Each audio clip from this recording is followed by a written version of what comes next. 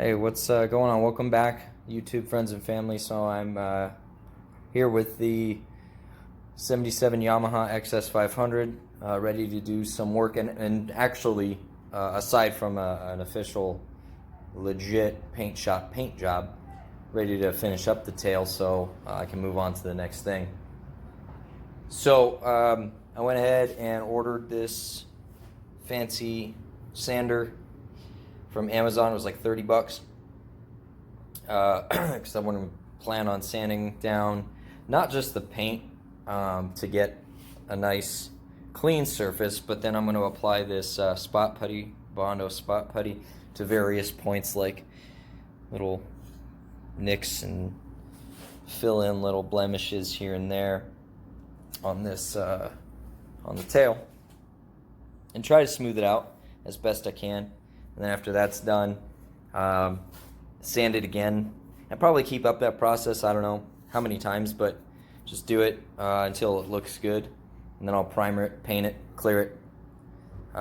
Somewhere along the way I'll have some decals for it, but this is my first time using Bondo spot putty, and kind of interested to see how that all goes. So I'm going to take you all through step by step how it kind of unfolds for me, and hopefully it looks good. So here we go. Alright, I've got the tail dismounted. Figured this would be, before I start sanding it, an opportunity to show you guys the construction of this. Again, this is aluminum, basically Dean Speed Customs. Well, preliminarily I built the tail size and dimensions that I wanted out of cardboard, and then we took the measurements and put it in the CAD program, hooked up to the CNC machine, put in some aluminum, and had this cut out, and then Micah Dean with Dean Speed Customs shaped it. The idea was to match kind of the lines of the tank. So I told him I wanted something that could come apart in pieces in the way that I could take the tail off and service the items that are going to be in this tail. So to have like a separate battery tray. And so essentially you can see here, so there's the battery tray. You've got 3 mounting points. There's tabs welded to the frame underneath, but this is a piece of aluminum as well. And so eventually the anti-gravity battery will be in the tail, along with the fuses and probably some other wiring and relays and whatnot. And I'll be able to take this tail off just to service it. But so here's the construction on it. You got kind of like a skeletal system here with 4 mounting points. As you can see, there's 4 mounting points here. You've got the cutouts for the tail lights, and there's those. And it's actually a really solid construction. I just had it off, and it was I laid it on a flat surface, and on all the sides, I mean, it lays perfectly flat. So this thing's pretty awesome. So I'm going to get to sanding it, and I'll check in a minute once all the paint and primer's off of it, and then we'll get started on the Bondo putty. All right, so here we've got the tail with some Bondo spot putty. Not just some, a lot. Definitely wasn't what I expected. This stuff is really thick. It's almost the consistency of like clay, for those of you that don't know. It's really gritty and thick, and it dries very, very, very fast. And because of that, it's difficult to keep a thin amount on as you go over it. It's hard not to end up stacking it kind of like I did down here. And then when you do that and you end up putting it on too thick, as it dries, it ends up cracking. So I've gone over this a couple times. So ultimately, if you're doing something like what I'm doing, or you're fixing a tank, gas tank, you know, maybe a little ding here or there, make sure you have something that's not, I mean, this is really flimsy, as you can tell. Get something that's harder than that, because as you apply this stuff, you literally want to scrape it off, leaving whatever is not flat with that surface to fill that ding or dent or scratch or whatever it is. So, well, I'm going to get to sanding this smooth. I may even use some primer to kind of show where there's still some blemishes and then do another go round on it, but I'll check back here in a second. We'll see where we're at. All right, I'm about to lay some primer, Rust-Oleum, and just stopping in real quick to kind of show you guys the outcome of the Bondo and whatnot.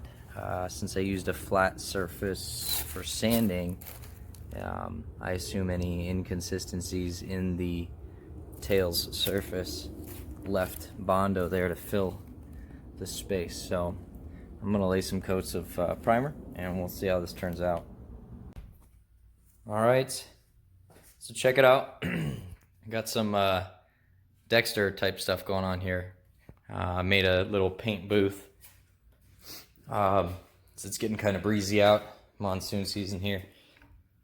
So I couldn't really do this outside. I did the primer outside. That's not a big deal because I'm going to use some double or triple aught steel wool to smooth this out a little bit before I actually apply the paint color. But so you can still see a little bit in here, a little bit there. But there used to be a big ding right there and a gouge up here. You can still see that a little bit, but it's cleared up a lot. All in all, I mean, it's not, it's not spotless. It's not the best job, but it certainly looks a lot better than it did. So I'm happy with it. I'm gonna start moving on the color here, which is this right here. I just ran to Home Depot and I got all this plastic from Home Depot for like $4.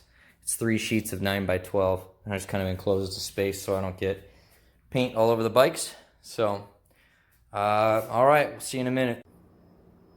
All right, so I'm done putting on several coats of spray paint, and I really like how it turned out. Yeah.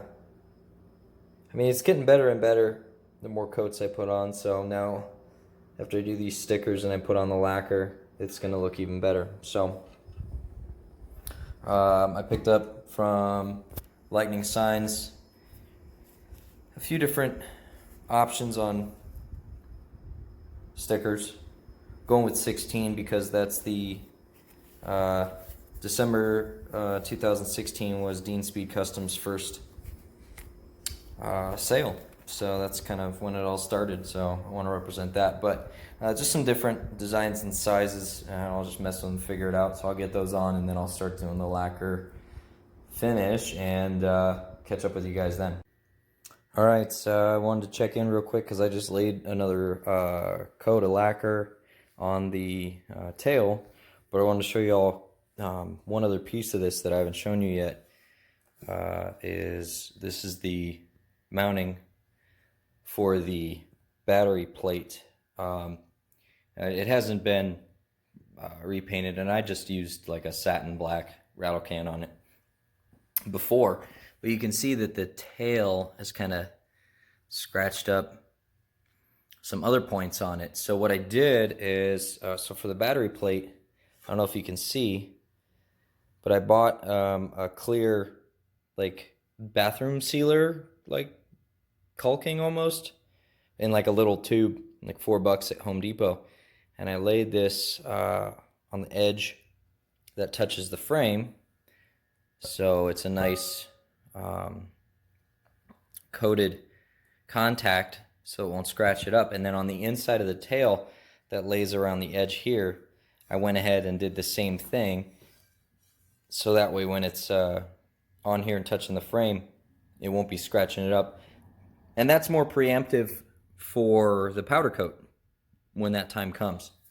So I just thought I'd show you that real quick. And basically, while I'm waiting for this last coat on the tail to dry, I'm going to just touch up the frame with some black spray paint, let that dry. I'll put it all back together, and then the next segment should be, the next part of this video should be the finished product. So I'll see you guys in a second.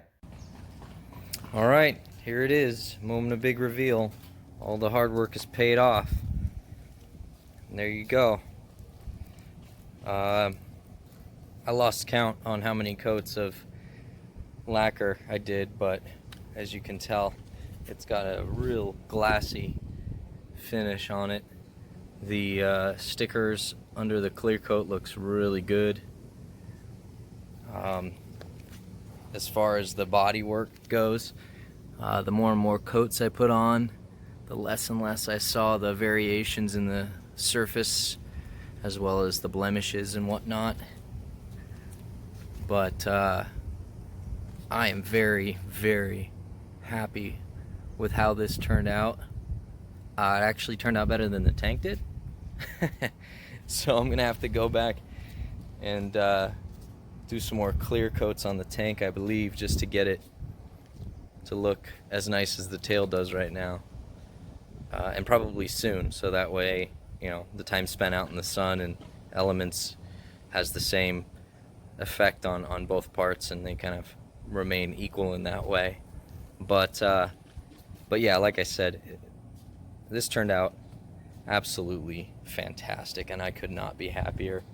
So I'm gonna fire her up and go show her off for a little bit. So I hope you guys found this at the minimum interesting. Hopefully some of you can use some of it if you've got kind of a rolling project and you're sick of the rusted tank look and you want to have something temporary. This definitely will work for you, and you can. And if you don't mind spending the time on it, you could have a different color motorcycle every week, every month. Who knows? But yeah, as always, guys, hit that subscribe button, like the video, stay tuned, because Dean Speed Customs and I have been talking about a custom fork brace for this. There's also, when it starts to cool off here in the next few months, probably gonna start work on a seat pan, fiberglass seat pan. I know I want to rewire this bike, so could be anything, could be everything. But stay safe out there, guys.